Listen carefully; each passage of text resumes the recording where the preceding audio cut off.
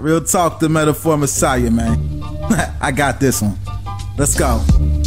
You ever seen the morning star? Mr. Metaphor Messiah, back to show you who we are. I represent a legacy, a pothead like the 70s, a different kind of mind. They say we only speak in melodies. Legend in the game, I think I found a solution. Got a crazy kind of flow, I need a verbal institution. What's going on, everyone? Welcome back to the channel. It's your boy, Dead on Dave. We're coming at you from Germany. And that was Real Talk, the Metaphor Messiah's Morning Light, the official theme song of Dead on Dave Productions. Go check it out on SoundCloud, Real Talk, the Metaphor Messiah. Now, look. Wrestling in 2016 has been up and down. We've had a lot of good, a lot of bad, but you know what? Here's a dirty secret.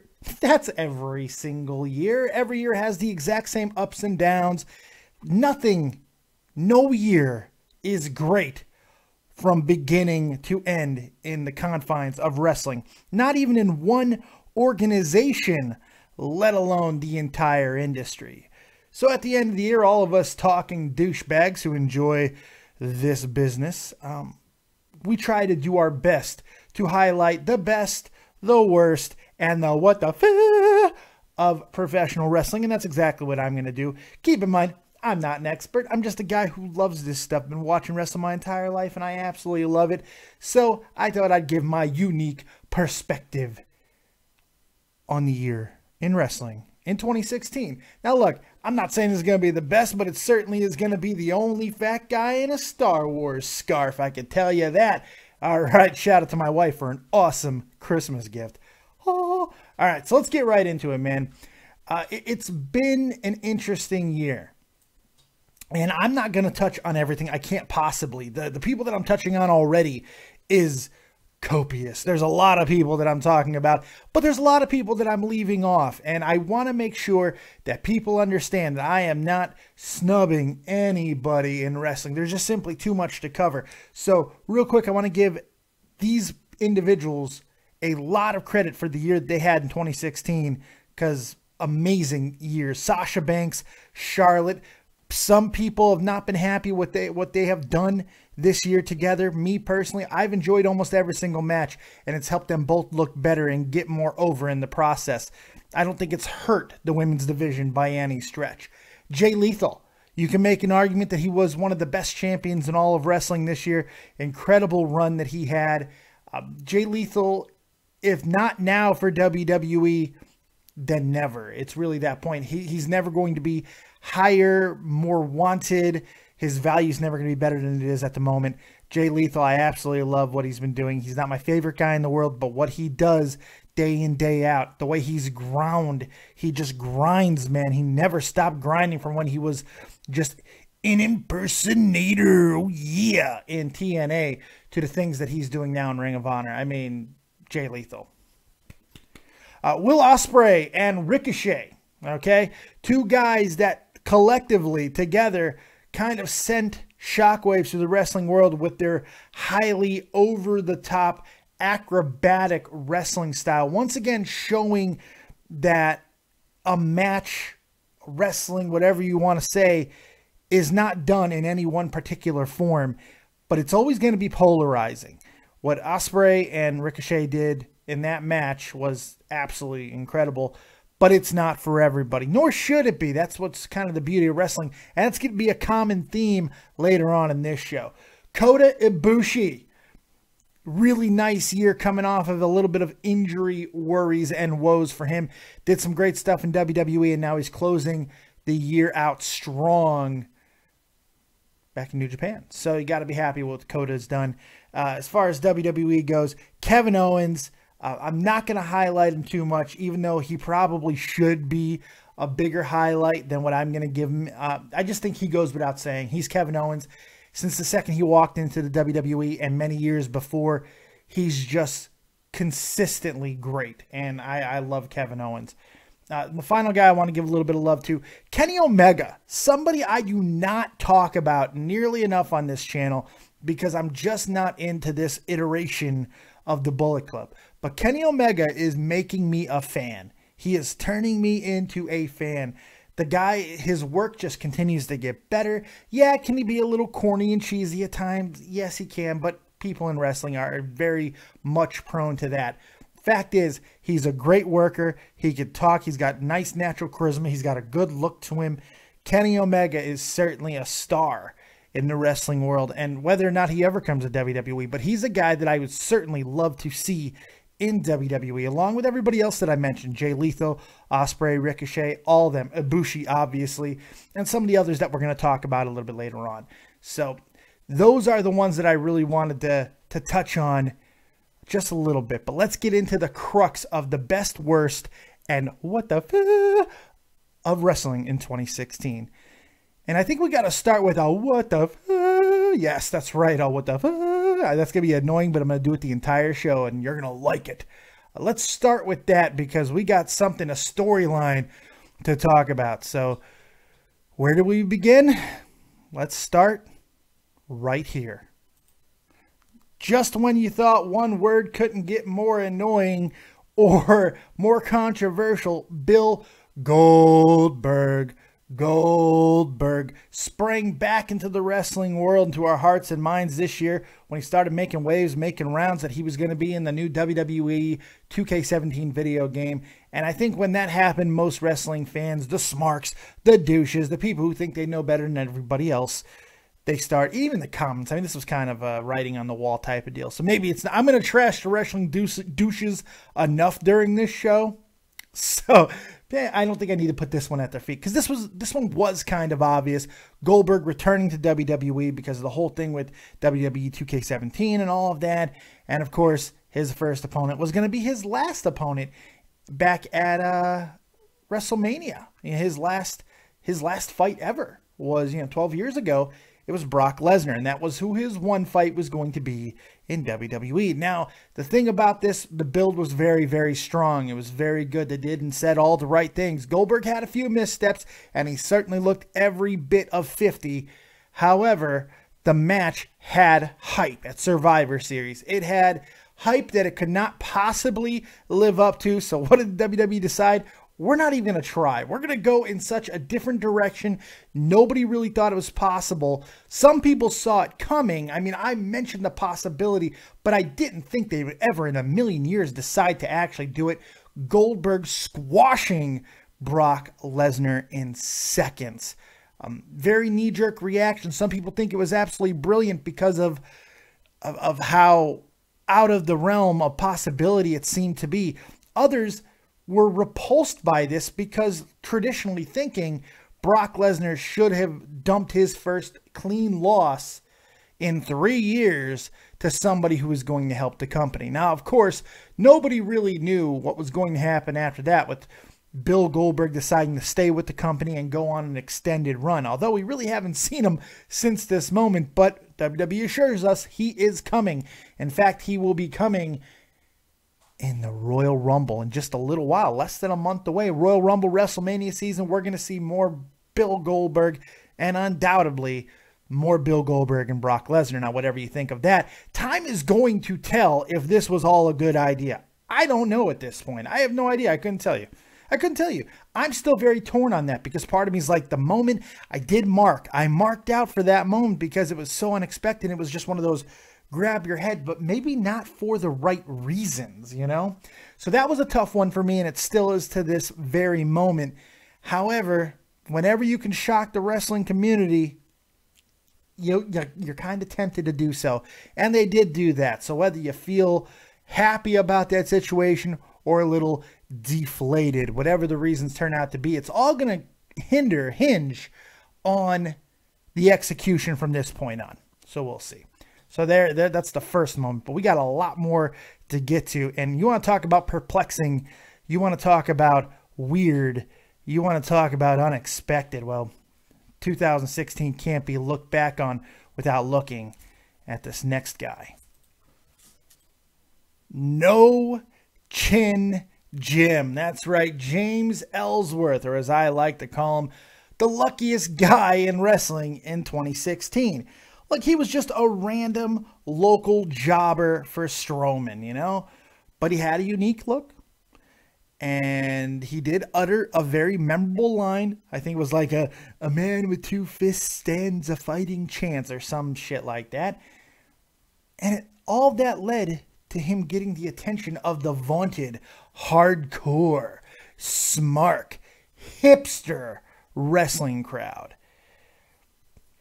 He was also smart enough, to be fair to him, he was smart enough to know how to capitalize on this shot, and he hit the social media scene like a juggernaut, which led to a couple more appearances down the line. And with WWE, they decide let's poorly and hastily put together a t-shirt. Not really expecting much. A t-shirt takes off into the top 5s of WWE merchandise for weeks. And as we all know with WWE, if it's worth doing, it's certainly worth overdoing. And that's exactly what we saw. Look, why not just put James Ellsworth in the mid-card, you know? Have him in there to break up the little monotony between Ziggler and The Miz. Why do that? Why do that when you can go right ahead and throw him in there with the WWE champ AJ Styles and Dean Ambrose? And, you know, let's even have him beat AJ a few times. That's a great idea. Now, ultimately, everything came crashing down for Ellsworth. His reactions from the crowd, his merchandise sales, which I think are still fairly good, but not as good as what they would have liked, I'm sure. And then finally him himself via AJ Styles. However, it looks as though Mr. Ellsworth is going to be around for a while in some capacity. It looks like Miss Carmella's getting her hooks into him, whatever that's going to do. And the funny thing is, wrestling trainers seem to be the ones who are really left with dealing with these problems the most. And ironically enough, the first guy to really speak up about it is Santino Marella, who, you know, is a small guy with a weird look who kind of got over and made a career out of being that guy for years. Now, although next to Ellsworth, he is the Hulk, but still, he's one of the first guys to speak out about this, saying that the push of Ellsworth has sent a slew of 135 to 150 pound guys into training with unrealistic wrestling expectations, which honestly might be James Ellsworth's most damning legacy. And ultimately, what is going to make people kind of rue the day that we ever saw the no chin sensation. But it is what it is. But it doesn't stop getting weird with Mr. Ellsworth, no, because if we're going to stay on the weird train, there's certainly another guy we want to talk about, and he is probably the most polarizing man of 2016. You guys know who I'm talking about, of course. The one, the only. Broken Matt Hardy. Look, it's the most polarized gimmick in wrestling right now. I get that Broken Matt is gracing many wrestling hipsters #1 wrestler of the year ratings and all of that, which for the record is insane. But even having said that, this has been Matt Hardy's most successful year in wrestling in a decade, maybe even longer. Look, it's no secret I'm not a fan of the far too over-the-top wrestling angle, but Matt did get a lot of people talking, which is a good thing on the surface.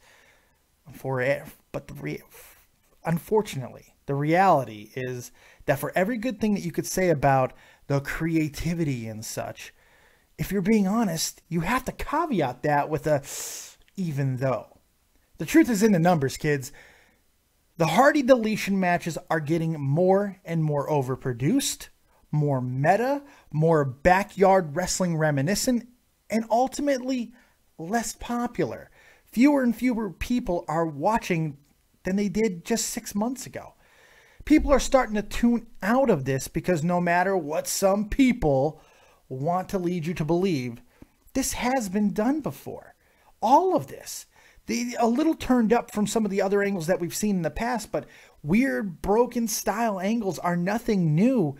And certainly with Lucha Underground being on the scene now, the overproduced, over-the-top, realistic but not realistic, but television stylized wrestling is certainly not new.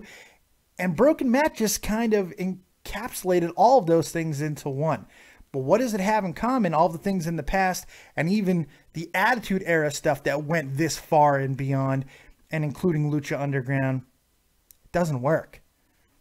Doesn't work. People tune out. It's just the reality of it. if you're being honest, I think it's fair that you have to say that the wrestling has seldom looked good during this run with Broken Matt, and has instead relied on inside jokes, callbacks to the WWE, and meta references to placate the hardcore fans.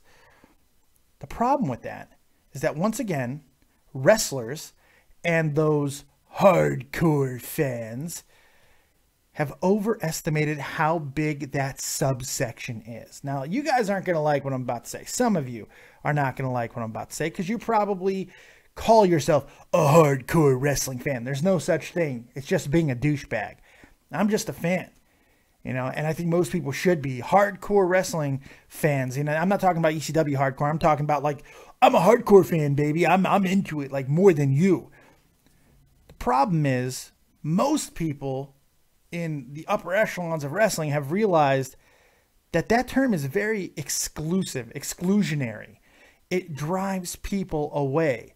That subsection is getting smaller and smaller. It's a very non-inclusive crowd that tends to turn off other wrestling fan bases. How else can you explain that, despite having, now granted by those very same hardcore assessments, the worst product in wrestling, having the worst product in wrestling, WWE is still the most popular and by far, and maybe the only profitable one? WWE knows how small that section is. For good, bad, or indifferent, WWE realizes how small and dying that hipster douchebag wrestling fan section truly is. And despite the smattering of fans that yell and get the delete chants going for a few seconds at a few select shows, this over-the-top, yes, even more over-the-top and ridiculous than anything that transpired in the Attitude Era, simply doesn't consistently work. People tune out. It's too much. Wrestling's all about suspending disbelief. I believe that within my heart of hearts. It's been proven right over and over the years. It's walking up to the door of fiction, but never quite walking through completely to that world of fantasy. When you walk into it and you start snapping people's necks or whacking people with weed whackers and all that stuff, it just kind of ruins the illusion for a great many people. Not all, because there are going to be people who are always going to have different strokes for different folks and all that good stuff, and that's completely fine. The indies is where those loves are still being fanned. It's shown consistently that on main television, it simply doesn't work. All of that being said, I really want Broken Matt Hardy and his gimmick in WWE, because I think there's a great idea in there. I really do.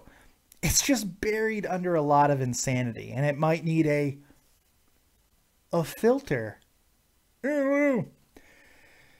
Sticking on our little same line of thought of weird wrestlers that I would like to see in WWE at some point, here's one that's probably going to shock a lot of people. How about this? Mil Muertes, the guy I want most from Lucha Underground and WWE. Look, the reality is I don't know how good Mil is. No idea. He just has spectacle matches for the most part in Lucha Underground, what makes it very hard to judge and how good he actually is. But the fact is, he looks badass. He looks incredible. Even with the weird Mortal Kombat-esque sitting there on his throne type deal. I'm not sure anyone has looked as awesome as Mil has over the last year. I haven't been the biggest fan of much in Lucha Underground this year. And by the ratings, neither have you guys. But there's something about Mil. There's something about Mil. And I understand that of all the people that I could target in Lucha Underground, the wrestling douches and the hipsters are going to be coming after me hard on this one, but that's okay. Mil really should be somewhere he could be appreciated. I fully believe that, because the reality is he's 41 years old, and he's had, let's say, mixed results when given chances in other organizations in the past. Remember, he was the long mind-wiped brother of Abyss in TNA. I remember the Men in Black came out and zapped our minds so none of us remember that shit. But he was. He was. And that didn't go exactly wonderfully. People are not clamoring for that shit. But it is what it is. Mil Muertes, though, is fantastic as a big man and in small spurts. And I think that he could be something a lot bigger than he is in Lucha. But I like his gimmick. I like his look. I like his woman, too. I like a lot of things that he does. And I'd like to see him on a bigger stage at some point because he is 41. Time is running out. This is a guy who's long traveled in wrestling. Speaking of long traveled, speaking of amazing, speaking of needs to be in WWE, how about this next guy? Him, right there. Now, if you don't know who he is just by a picture, you need to think about your life choices, kid, because that is the one, the only Okada. And the reality is, I don't need to really say much more than his name. He is New Japan Pro Wrestling right now. He's in the physical prime of his life, quite possibly the best heel in wrestling. And that's without me even understanding anything he says. He has an advantage, a clear advantage of being in a country that really does care about the in-ring product first, which really allows him to consistently work with the best. Truth is, anything else I say about the Rainmaker is just a disservice. Go look him up right after this video. Even better yet, pause this video and go watch him right now. Trust me, you will thank me for it. I guarantee that. Bottom line is, I want him in the WWE so badly, but it's not happening anytime soon because the future of New Japan goes through him. He is their Rock. He is their Stone Cold. Plain and simple. WWE has a bunch of guys already, though, that are kind of struggling with their place in the company right now. And that's who we're going to talk about next. A guy who is in that very struggle. And you guys probably know who I'm getting to. Of course, I'm talking about the Lunatic Fringe. The guy that has done the most this year without gaining really anything for his efforts. Look, I like Dean. Everybody seems to. But this year has really looked like he was going to take that step as the next megastar in wrestling. Now, there's no question he is a top guy in WWE, but I don't think anyone will say he's a number one. AJ, Kevin Owens, Y2J, Seth Rollins, Roman Reigns, and maybe even Cena and Brock are all still ahead of him, clearly. With everyone that he has feuded with this year, from Brock to Y2J to Seth Rollins, AJ, considering he had a title run this year, what's it going to take to make him a top guy if all of that didn't? The answer is probably nothing, because he is always going to be a super, super popular dude that occasionally pops back into the main title picture. But the truth is, Dean is a top upper mid Carter that should always be around the IC or the US title, if not holding one of them. Because he's going to help push that to greater and greater heights and keep everybody around that looking better than they probably actually are. But every time Dean goes up to that next level, it doesn't seem to work the way that we think it's going to work. And there has to be a time when we stop blaming WWE and start thinking the problem may lie somewhere with Ambrose. I think this year the WWE has done just about everything they could to make him that guy. It just hasn't worked quite yet. But it is what it is. Interesting year out of Dean Ambrose.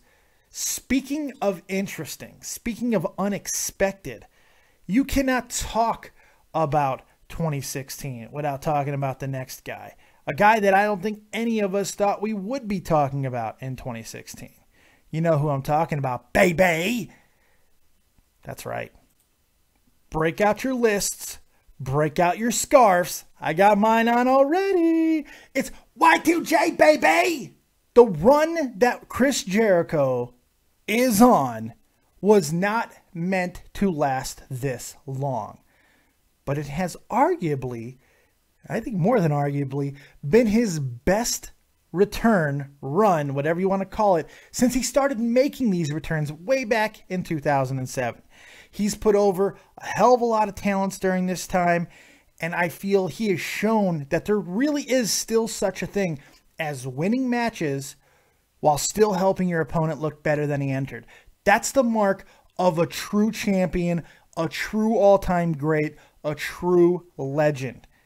He's had some spotty moments, of course, because who hasn't? Not everything is gold, especially when not with Kevin Owens. The Shark Cage last week, or Dean Ambrose. Some of the things they did together wasn't spectacular, but nothing has completely derailed anything Chris has done. And it just seems like everything keeps on moving for the Ayatollah of rock and roller. And at least the first part of 2017, we're going to see a hell of a lot more of him, maybe even in a more high profile light than we already have, which is interesting to say the least. And you know what? You can't say Chris hasn't earned it. Regardless of any of the deterrent type things you want to say, yes, I just created a phrase. Chris Jericho has continued to make things relevant and make things popular that probably shouldn't be.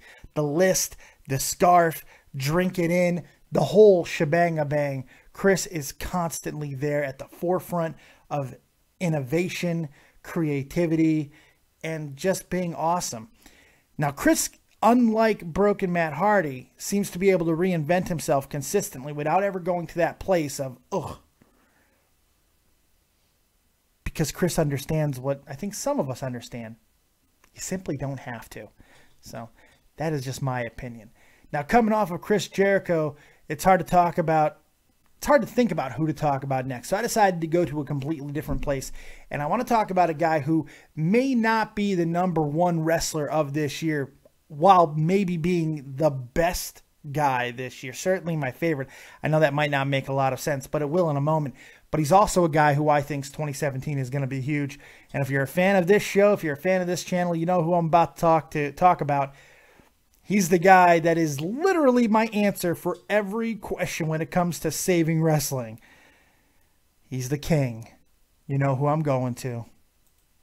Shinsuke Nakamura. Now, like I said, he's not the #1 guy at 2016, but he's awfully close. I don't think anyone else has had as many match of the year candidates as he has. Funny thing is, this isn't even the best of Shinsuke Nakamura. Those years may have passed him by when he's entering 35, 36 years old. But at 90% of what he was at his best point is still arguably than everybody else. He's my pick for 2017 Wrestler of the Year. He is the WWE's really big next breakout guy. I feel that he is the rock star of wrestling and the guy who could be that catalyst to bringing wrestling back to what we've liked to have seen in the past. Is he going to be Rock or Stone Cold? I don't know.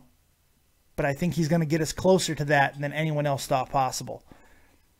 The reality is there's a guy who helped him get there. A guy who helped him really prove a lot of things. And in fact, the next guy is kind of the proof of concept for a lot of things currently in WWE. He's a badass. He's Samoan. Oh, no, not that one. Of course, I'm talking about the Samoan submission machine, Samoa Joe. He was arguably the most dominant champion in all of wrestling this year, and by far the best version of himself yet, which is saying a lot because physically he may have lost a few steps than what he used to be, but overall the package, Samoa Joe is better than he's ever been before. And he's really made a huge buzz about his impending WWE main roster debut. I called him the proof of concept a few seconds ago, and that's 100% true. Joe was the proof of concept for a lot of guys that came after him. His contract, taking from TNA, all of that. A lot of guys are coming in and becoming more popular, and it's because of Samoa Joe proving that it was possible. Quite simply, his 2017 is shaping up to look like a lot quite like, I don't know what the hell I was just trying to say. It's looking a lot like the #1 wrestler of 2017. That's what Samoa Joe's 2016. Oh, God damn it. Samoa Joe's, holy God, this is the worst thing I've ever said in my life. Samoa Joe's 2017 is shaping up like our #1 wrestler of 2016's year. Holy God, I got through it. I'm not editing that because you guys need to see how awful I am at times. But I'm talking about the one, the only, this year's #1 wrestler. He's phenomenal. AJ effing Styles. This year for him started out as a surprise Royal Rumble entrant, and he simply never slowed down. He had a very nice program with Chris Jericho, which led to his first ever WrestleMania match, which, by the way, was kind of a must-see match for this year. A little bit of surprise beauty. It was a really, really good match. Yeah, he lost that, but the next night he became the #1 contender to Roman Reigns' WWE Championship and gave Roman arguably his best series of matches of this year. Since moving to SmackDown, he won the WWE Championship, and he's not looked back. Even with the questionable decisions like having him saddled with and even losing to, on multiple occasions, James Ellsworth, there was still some awesome destruction payoffs that made the whole thing worth it and certainly didn't detract in a way that people thought it might have. Quite simply, this year was phenomenal for AJ Styles. You want to talk about the best version of somebody in the history of their career, AJ Styles, even closing in on 40, has shown that this is the best version of the soccer mom hair sporting phenomenon. He's incredible what he has done day in, day out, and not only in WWE, but his entire career. I'm so happy that AJ Styles is having the success, the mainstream success that many feel he's always deserved. Now look, if he would have never went to WWE, people still would have talked about how great of a career AJ had, and that goes without question. You can't take away from it. But the fact that he has gotten over with the fans, the merch selling, everything that he has done since being in WWE, I think it's surpassed expectations by the WWE, and I even think for some of us as fans. Nobody thought WWE was going to give him the opportunities that they have given him, and if the rumors are true, more is on the horizon for AJ Styles. 2017 seems to be a huge year, and with guys like Samoa Joe coming up, Shinsuke Nakamura at some point, and others, I'm sure 2017 looks like it could be even a bigger year for the phenomenal one, and I'm very excited about that. AJ Styles, unquestionably, for me, wrestler of the year. I want to know who you guys thought is the #1 wrestler of the year. Please put all of your questions, and I'm sure your hatred, down below in the comment section. Can't wait to hear from you guys. Well, I'm a little nervous, but, you know, it is what it is. There's nothing I can do. And I know a lot of you douches are going to be like, how dare you say that about the wrestling hardcore? Everything has a hardcore fan base. And you're right. Doesn't mean that they all act like assholes. And the wrestling fan base, the hardcore fan base, can certainly act like douches. But I can act like a douche too, so it's okay. Speaking of all you guys, you're my real MVP this year, man. Not only for, you know, continuing to support wrestling through up and down periods, but supporting me in this channel. We're on the cusp of some of our biggest stuff that we've ever done here on Dead on Dave Productions. We got some great things happening. I'm going to be joining Andre Corbiel of the Andre Corbiel Show on Vince Russo's The Brand Network and all that good stuff very, very soon. And I couldn't be more excited. It's going to be insane.